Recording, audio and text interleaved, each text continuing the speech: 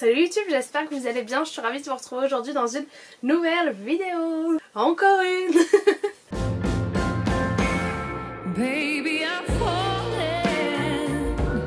Aujourd'hui, accompagnée de mon petit carnet, je vous retrouve pour vous parler de ces sorties de l'année 2021 qui me tentent beaucoup. J'aime quand même garder la surprise et c'est vrai que je suis très influençable également par les autres booktubers, donc j'ai noté un peu ce qui me tentait comme ça.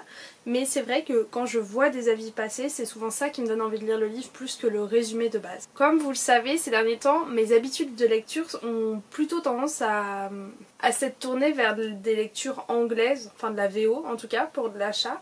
Et du coup vous allez majoritairement voir des livres en VO dans cette vidéo, mais je finirai également par des livres dont la traduction a été annoncée et ça c'est plutôt trop cool. Je crois que j'ai même pas une quinzaine de livres à vous présenter, c'est top. Je me fais une après-midi filmage de vidéos, tournage de vidéos pour avoir de l'avance. Et j'ai ma carte mémoire qui rend l'âme à la première au bout d'une minute. Je crois elle a pas compris mes objectifs de la journée elle. Alors, il y en a certains, je vais vous faire des résumés à peu près approximatifs. D'autres, je vais simplement vous prévenir. J'ai l'impression qu'il y a énormément de tomes de deuxième, troisième, quatrième tome de saga qui sortent. Que ce soit en français, en anglais, n'importe où. Je suis pas mis de collier, c'est stressant, non? Forcément, j'ai pas mis ces tomes-là, je pense que vous les connaissez. En général, quand t'aimes une saga, tu sais que la suite sort, quoi. Sauf, j'avoue que je vais vous parler un peu de Sarah J. Maas, quoi. Je peux pas m'en empêcher, ça va. On va commencer par elle parce que, justement, il y a 3 livres d'elle qui sortent en 2021. Et ça, c'est une super nouvelle, dont un, je savais pas du tout. Je suis trop contente. Déjà, il y en a un qui sort le 16 février et c'est le premier tome en gros de la deuxième trilogie d'Akotar. Donc ça va être A Court of Silver Flames, donc de Sarah J. Maas. Je crois que c'est chez Bloomsbury si je dis pas de bêtises. Et puis le 16 février, moi je suis née le 12, donc c'est vraiment mon cadeau d'anniversaire quoi. Je pense que je vais le précommander et si les étoiles sont avec moi, je l'aurai le jour de mon anniversaire. Mais d'ailleurs à Noël j'ai envie de relire le tome 3.5 pour aussi me remettre un peu dans l'esprit de continuer cette saga que je chéris tant et que j'adore. Je vous mets les couvertures ici. Il y a certains livres où ça n'a pas encore été annoncé les couvertures, dans ce cas-là il n'y aura pas. Le 2 novembre sort le 2 novembre 2021, donc dans presque un an, sort le tome 2 de Crescent City. Là la couverture n'a pas été encore annoncée, mais Aude l'a lu et m'a dit que la fin du 1 était vraiment en mode t'as trop envie d'avoir le 2, donc je suis là en mode elle m'a dit il faut que j'arrête de commencer des sagas où le tome 2 sort un an après parce que c'est horrible pour l'attente. Du coup je suis là en mode que vais-je faire.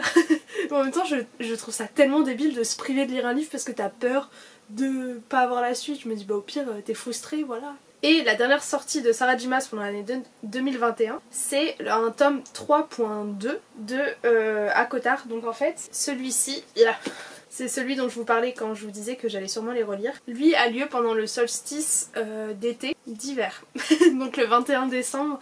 Et du coup ça fait vraiment petit repas de famille et tout. Donc pour moi c'est vraiment l'histoire parfaite pour les fans de la saga. Plus il y a l'esprit un peu cocon de Noël, tout ça. Et ça introduit un peu la deuxième trilogie sur quel personnage ça va être. Et en fait il y a un autre bonus. Parce qu'en fait du coup il y a les 3 premiers tomes, ça c'est le bonus numéro 1 on va dire. Et il y a un bonus numéro 2 qui sort en mai, pas du tout, le 1er avril. Ça sonne un peu comme une blague, donc je suis trop contente, vraiment. Mais par contre, vas-y, les nouvelles couvertures, elles sont tellement moches, j'ai trop les nerfs. Toi, d'habitude, je m'en fiche un peu des couvertures, genre, je suis pas hyper compliquée. Mais là, je les trouve vraiment laides. On va passer au 26 janvier, sort un livre qui s'appelle Wings of Ebony, et j'ai l'impression que c'est une sortie qui va être beaucoup attendue. Donc je vous en parle ici, vous risquez peut-être de l'avoir pas mal passé sur la blogo. Déjà la couverture, Mamma Mia, j'adore. Et donc c'est une fantasy avec une personnage afro-américaine je crois. J'ai le résumé Goodreads là je vais vous dire. Et en gros ils disent que c'est parfait pour les fans de The Hate You Give, les fans de sang et de rage. Je sais pas si vous voyez la couverture en anglais, c'est Children of Bone de Tommy Adeyemi, quelque chose comme ça. Et également des fans des Hunger Games. Ça m'a l'air génial. Une adolescente noire de Houston a son monde complètement retourné, chamboulé dirais-je, quand elle apprend que ses ancêtres... Ah, ses ancêtres, j'arrive pas à le dire, sont reliés à Dieu. Et ça dit, elle va avoir besoin de genre comprendre un peu la magie en elle pour sauver les deux mondes, donc le monde des dieux et le monde des humains. Et après dans le résumé ils disent ouais, Rue, elle est à moitié dieu, à moitié humain, elle a des pouvoirs magiques. Et bref, ça m'a l'air génial. génial, vraiment tout ce que j'aime. Vous savez que j'aime pas trop lire les résumés en détail, donc c'est pour ça que je survole et je vois des mots clés, je fais ok j'aime, ouais, j'aime. Donc bien sûr tous les livres seront listés dans la barre d'infos et j'essaierai que vous puissiez avoir accès aux résumés, mais comme je vous disais, certains n'ont pas encore les résumés qui sont sortis, mais au moins vous avez une idée. Ensuite le 9 mars sort 2 livres qui m'ont l'air plutôt top. Je pense aussi que si j'ai aussi peu de livres à vous parler, c'est parce que j'ai pas du tout accès au catalogue officiel des maisons d'édition et que beaucoup annoncent leur sortie 2-3 mois à l'avance mais pas un an quoi. Donc je pense que c'est pour ça que je ferai d'autres vidéos plus en détail chaque mois ou chaque saison. J'aime bien faire ça souvent, genre les sorties de la fin de l'année qui me plaisent ou les sorties du printemps, des trucs comme ça. Nous avons donc Perfect on Paper de Sophie Gonzalez qui sort donc le 9 mars. Et en fait j'ai juste vu que c'était le parfait alliage entre le livre Léa à contretemps et To All the Boys I've Loved. Voilà, t'as compris. À tous les garçons que j'ai aimés, je crois que c'est ça en français. Et en gros ça dit une fille donc bisexuelle qui donne des conseils amoureux anonymes à ses camarades de classe, est engagée par un gars plutôt hot pour faire en sorte qu'il arrive à récupérer son ex. Moi j'adore les comédies comme ça, plein de, tu sais, de setting up, machin, avec un peu de mensonge, tu sais que quand ils vont apprendre les mensonges ça va pas le faire, mais en même temps ça a l'air bien. Puis j'aime bien, il y a de la représentation, je sens que ça va me plaire, donc lui j'ai très hâte de le découvrir. Et l'autre qui sort c'est Sweet and Bitter Magic, donc toujours le 9 mars, qui a écrit par Adrienne Young. Et là le résumé m'a l'air génial. Je crois que c'est un FF mais je suis pas sûre, donc ça veut dire avec une romance entre deux filles. Ils disent que c'est parfait pour les fans de Sorcery of Swords et de The Girl on Paper and Fire, un truc comme ça. Donc c'est une fantasy avec des royaumes. Oh mamma mia, j'adore.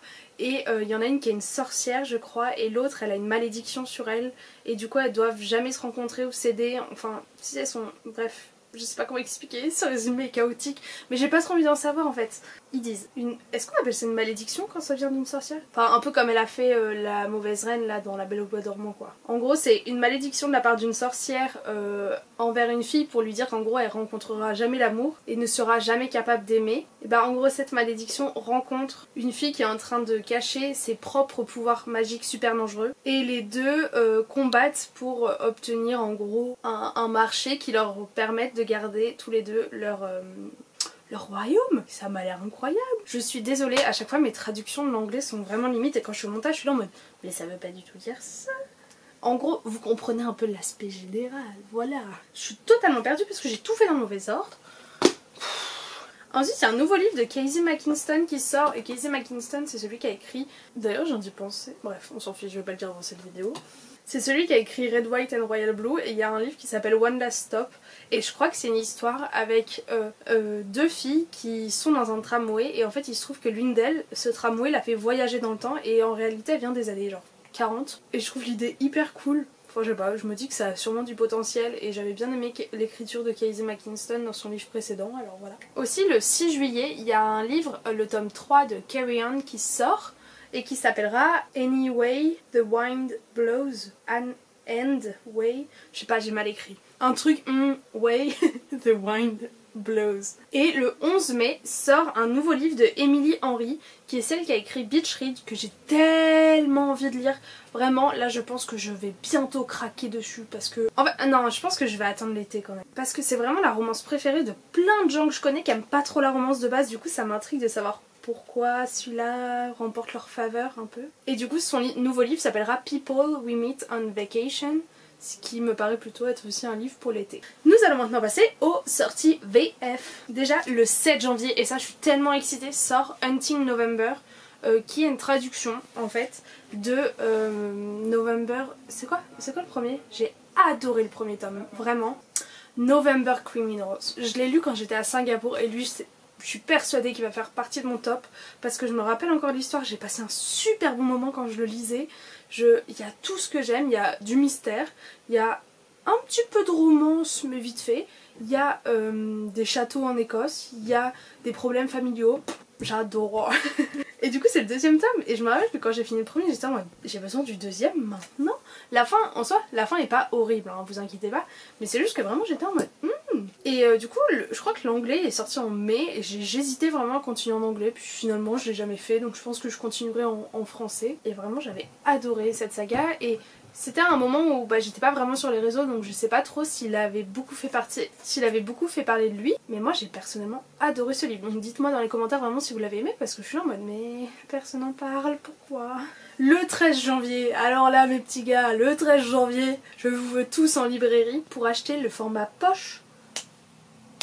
Ouais, poche de PS Tu me manques, et qui est mon livre préféré. Enfin un de mes livres préférés parce qu'il y a un peu de roman épistolaire. Je sais pas pourquoi, genre je lis jamais de trucs épistolaires, pourtant j'adore ça. En anglais c'est Letters to the Lost, écrit par Bridget Kemmerer. Et vraiment les gars, j'adore ce livre, s'il vous plaît. Maintenant qu'il est en poche, vous avez plus aucune excuse. En plus il est sorti il y a longtemps quand même, hein. Alors on fait des efforts. Donc là les livres en français je les ai trouvés sur... C'est pas Babelio, c'est l'autre site. Comment il s'appelle ce site? Ah, je vais regarder. Sur Booknode, mais c'est vrai qu'il n'y a pas beaucoup de maisons d'édition qui ont déjà annoncé, comme je vous disais tout à l'heure, leur sortie. À part des maisons d'édition style Milady, donc genre le tome 14 de la série machin. Voilà, tout ce que je voulais dire. Ma phrase a une intonation bizarre. Le 4 février, il y a 2 livres qui sortent, et je crois que les 2 sortent chez Hugo Roman, si je dis pas de bêtises. Vous avez le nouveau livre de Colleen Hoover, qui s'appellera Regretting You. Voilà, ça fait longtemps que j'ai pas lu un petit Colleen Hoover, faudrait que je m'en refasse un. Et je sais pas vous, mais moi je la suis sur les réseaux et elle me tue. Elle a genre 3 fils et elle fait tout le temps des lives et genre tu vois ses fils en train de jouer à la DS, être sur l'ordi à côté et ça me fait taper des barres à chaque fois. Je suis là, j'adore. Et j'imagine en fait ses fils lire les romances de leur mère et se dire maman. Et il y a aussi Guy Carella. Quand je l'ai acheté pendant l'été, vous avez été beaucoup à me dire oh il me tente trop, dommage qu'il soit pas traduit. Il va être traduit mes petits loustiques.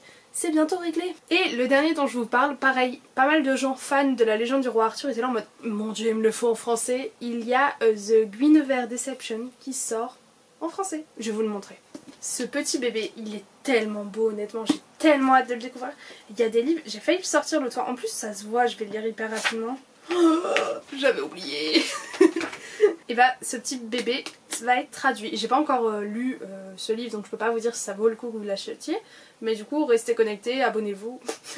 Ok, pour voir mon avis quand j'aurai lu. Et bah écoutez, c'était tout. Cette vidéo est assez longue je crois. Pour les livres dont j'ai remarqué la sortie, n'hésitez pas à me dire vous si vous avez d'autres tomes qui vous tentent. Peut-être que je suis passée à côté. Comme je vous le disais, j'ai pas mis des tomes 2, 3, 4 parce que je voyais pas trop l'intérêt. Mais en tout cas, n'hésitez pas à aller sur Goodreads. Il y a pas mal de listes qui sont en mode Most Anticipated Books Release of 2021. Oh 2021, ça fait bizarre. Donc les sorties les plus attendues de 2021. Et sur Booknote, comme d'habitude, vous avez par mois, par format, tout ça. Mais je trouve que Booknote, souvent, c'est un petit peu, comment dire, tout mélangé. En mode, t'as du thriller avec de l'urban fantasy, avec un album jeunesse, et du coup c'est vrai que c'est un peu long de faire le tri dans tout ça. J'espère que cette vidéo vous aura plu. Du coup n'hésitez pas à me dire dans les commentaires quel est le livre que vous attendez le plus. Moi en tout cas je pense honnêtement que c'est le premier tome de la deuxième trilogie de ACOTAR, que vraiment je suis sur les dents mon gars, tu n'as pas idée. Et je vous fais plein de gros bisous et on se dit à demain dans une nouvelle vidéo. Ciao ciao.